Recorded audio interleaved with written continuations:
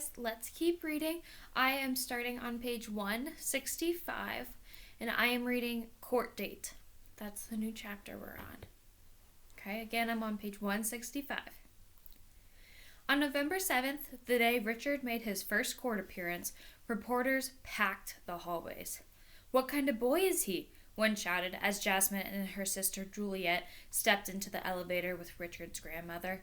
"He's a good kid, a very good kid," the grandmother, also named Juliet, said. "Why do you think he did this?" another reporter asked. "I don't know. He was with his friends, joking around. That's all," she said. "He's not a bad person. If you knew him, you'd know he's always joking around," Richard's Aunt Juliet said in a separate interview. He shouldn't have did what he did. I feel so bad."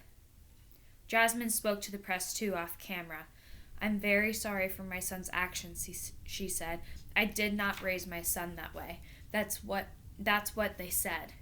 But anyone seemed to hear this. He was joking around. But all anyone seemed to hear was this. He was joking around. Setting someone on fire because they're clothes is not a joke or a prank gone awry, editorialized the Bay Area Reporter, a newspaper serving the LGBTQ community.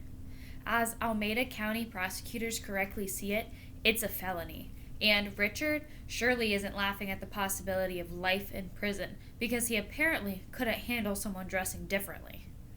Online forums seethed with outrage.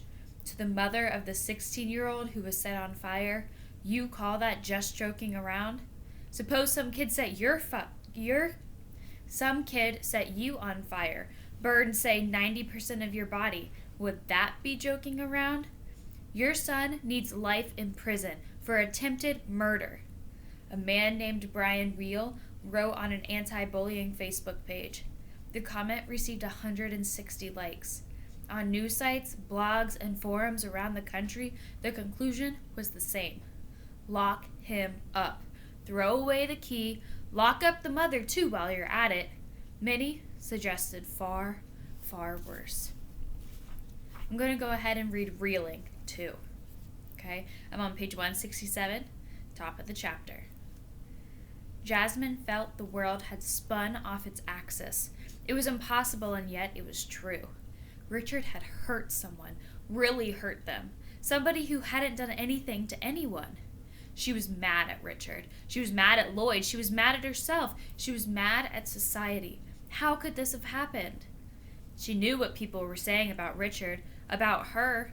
She'd seen online comments. Her sister Juliet advised her not to tell anyone about Richard's arrest, but she wasn't going to hide.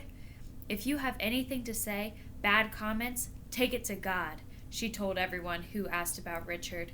"Pray for him."